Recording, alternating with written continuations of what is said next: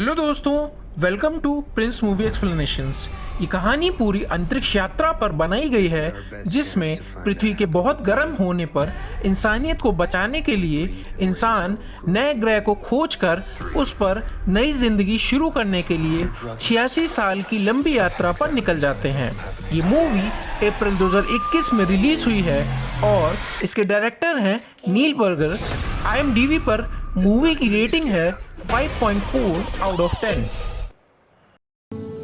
Movie शुरू होती है और हमें साल 2063 का वक्त दिखाया गया है। साल 2063 में अब पृथ्वी का तापमान बहुत ही तेजी से बढ़ रहा है, जिसके कारण पृथ्वी जल्द ही रहने लायक नहीं बचेगी। इसीलिए इंसानों को बचाने के लिए वैज्ञानिकों ने एक नया ग्रह खोज लिया है, जो इंसानों का नया घर होगा। पर पृथ्वी से वहां जाने में 86 वर्ष लगने वाले थे, तो वैज्ञानिकों ने ये फैसला लिया कि यहाँ से एक पीढ़ी इंसानों की भेजेंगे, जिनके नाती पोते मतलब उनकी ही तीसरी पीढ़ी वहाँ पहुँच पाएंगे।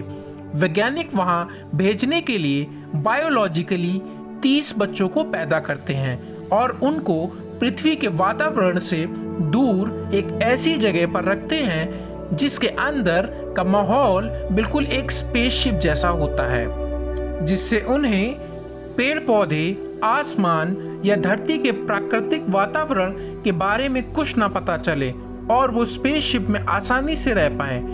उसे ही अपना घर और वातावरण सब कुछ समझें और उसी वातावरण में खुद को ढाल लें। वैज्ञानिक रिचर्ड इन बच्चों के साथ रहता है और इनकी देखभाल करता है। असल में इन 30 बच्चों को जब वो बड़े हो जाते तब उन्हें अंतरिक्ष यात्रा पर जाना था, पर वैज्ञानिक रिचर्ड ये फैसला लेते हैं कि वो अभी ही उन बच्चों को अंतरिक्ष यात्रा पर ले जाएंगे और खुद भी उनके साथ चले जाएंगे। इससे वो जल्द ही दूसरे ग्रह पर पहुंच जाएंगे।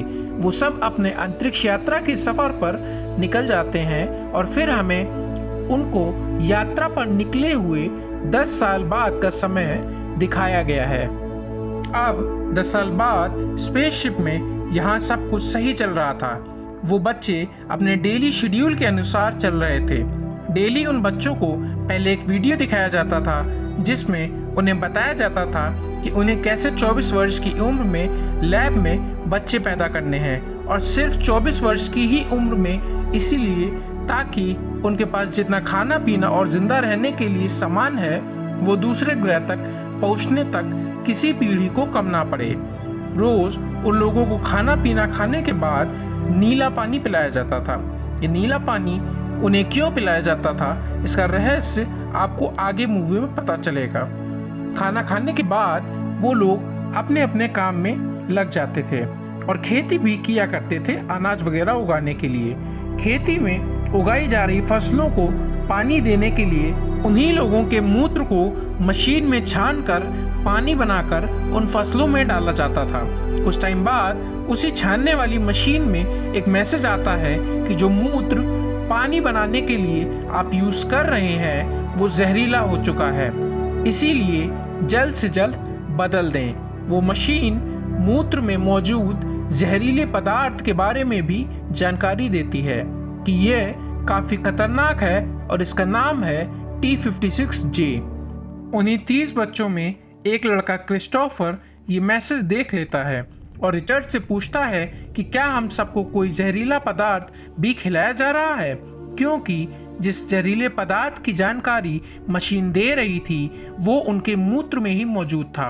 रिचर्ड तो कैसे भी उस समय क्रिस्टोफर की बात को वहीं टाल देता है, पर क्रिस्टोफर के मन में शंका बैठ जाती है और वो खुद ही सब के बारे में अपने दोस्त जैक के साथ पता करने में लग जाता है। वो दोनों मिलकर वहाँ कुछ मशीन्स के जरिए ये आखिर पता लगा ही लेते हैं कि जो पदार्थ उनके मूत्र में पाया गया है, जिसका नाम T56J है, वह एक नीले रंग का पदार्थ होता है जो इंसानों को सुस्त बनाता है और उनके अंदर की संभोग करने की इच्छा को दबा देता है।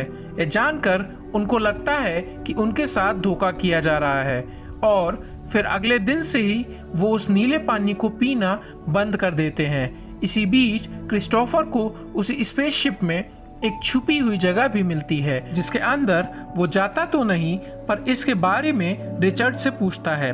रिचर्ड उसे समझा देता है कि शायद उस जगह पर आगे की पीढ़ियों के लिए कुछ सामान रखा हो बचा के।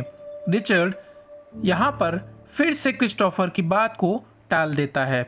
रिचर्ड अब उन सब से सब कुछ और नहीं छुपा सकता था, तो वो पृथ्वी पर उन सबको सब कुछ बताने के लिए परमिशन मांगते हुए एक मैसेज भेजता है, जिसका जवाब मिलने में करीब 2 महीने, 1 हफ्ता और 3 दिन लगने वाले थे। फिर हमें दिखाया जाता है कि क्रिस्टोफर और सेला लाइन में खड़े थे और इस बार जब क्रिस्टोफर सेला को छूता है तो नीला पानी ना पीने के कारण उसकी संभोग करने की इच्छा अब जाग उठती है और इन सब शारीरिक बदलाव के कारण जैक और क्रिस्टोफर अब सुस्त भी नहीं थे बाकियों की तरह, और अब वो दोनों खूब मिलकर मौज मस्ती करते हैं। अगले दिन रिचर्ड उन सबको बुलाता है और उन्हें बताता है कि हम लोगों का पृथ्वी के साथ संपर्क टूट गया है क्योंकि हमारा संपर्क करने वाला यंत्र खराब हो चुका है, जिसे बनाने के लिए हमें बाहर स्पेस में जाना होगा और उसे ठीक करना होगा। इस काम के लिए वो खुद को और जैक को चुनता है कि वो दोनों बाहर जाएंगे और यंत्र को ठीक करेंगे। इसके बाद सेला जब बाहर जाने से पहले जैक को सूट के बारे में बता रही होती है तो जैक उसके साथ गलत हरकतें करने लगता है। ये करते हुए जैक को रिचर्ड देख लेता है और उसे तुरंत सेला के पास से दूर करता है और उसे डांटने लगता है। जैक उठता है और वहां से भाग जाता है। उसके बाद यंत्र ठीक करने के लिए रिचर्ड जैक की जगह क्रिस्टोफर को ले जाता है। बाहर यंत्र को ठीक करते वक्त रिचर्ड को बहुत तेज झटका लगता है और वह तुरंत ही बेहोश हो जाता है। जब उसे अंदर लाया जाता है तो पता चलता है कि वह मर चुका है। कोई नहीं जान पाता कि उस वक्त रिचर्ड की मौत कैसे हुई।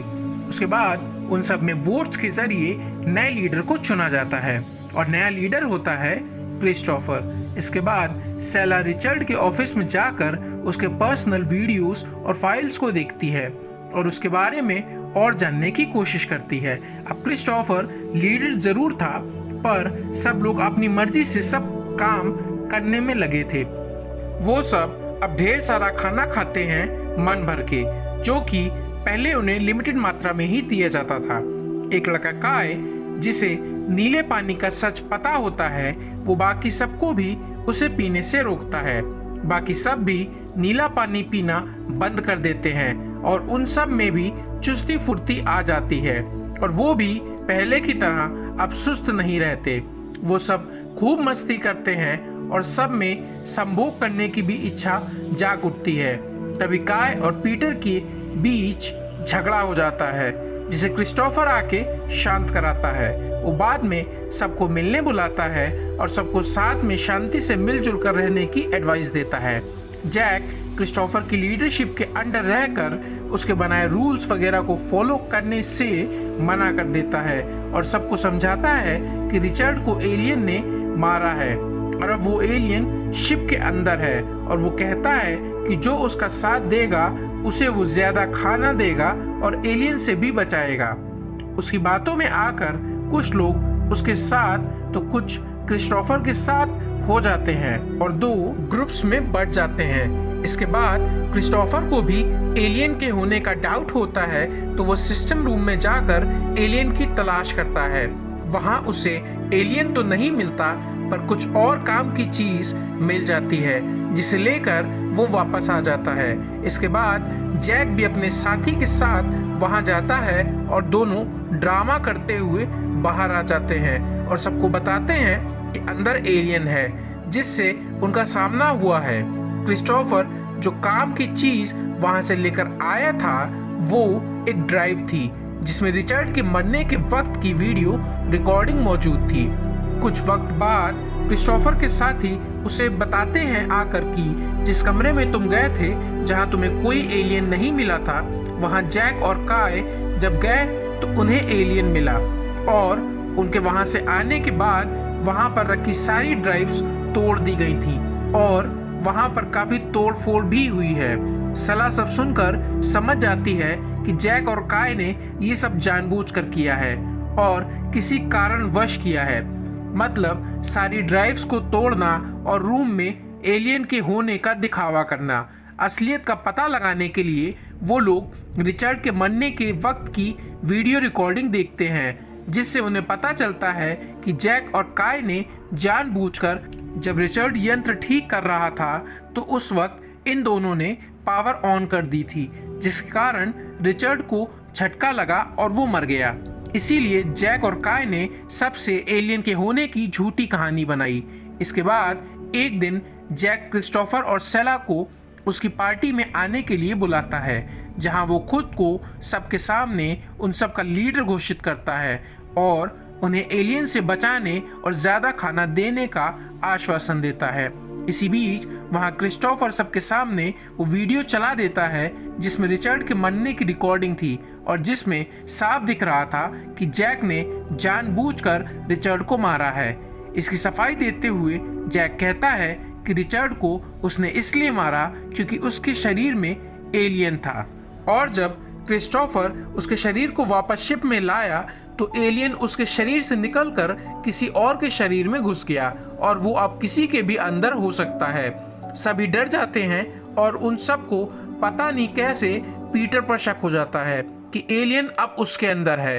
वो उसे मारने बढ़ते हैं तो वो भाग जाता है, पर ये लोग आखिर में उसे पकड़कर मार ही डालते हैं। नीला पानी ना पीने के कारण वो सब अब कुछ ज़्यादा ही जोशीले और ख़तरनाक हो गए थे और अब सब एलियन को मारने के लिए जो मिलता है उसे हथियार बनाते हैं और एलियन की खोज में जुट जाते हैं। वो सब अब जैक की बातों में आ चुके थे, जिनके अनुसार क्रिस्टोफर या उसके साथियों में से किसी एक में एलियन हो सकता है, तो वो उनको मारने की सोच लेते हैं।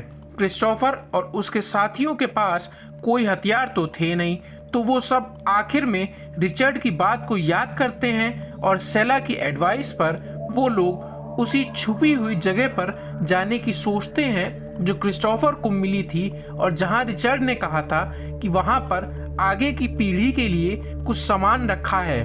सेला ने रिचर्ड की पर्सनल वीडियो रिकॉर्डिंग्स देखी थी, इसीलिए उसे इस जगह पर हथियार होने का डाउट था, क्योंकि इसका जिक्र रिचर्ड ने अपनी रिकॉर्डिंग्स में किया था।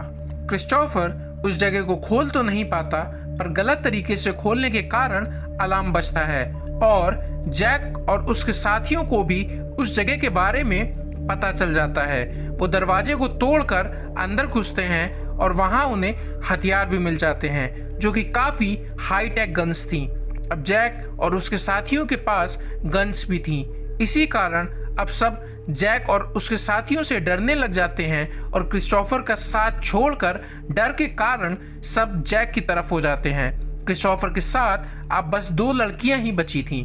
जैक आखिर क्रिस्टोफर को पकड़ लेता है और उसे मारने के लिए ले जा रहा होता है। तभी वो दोनों लड़कियां जैक को रोकती हैं क्रिस्टोफर को ले जाने से और जैक को समझाने की कोशिश करती हैं।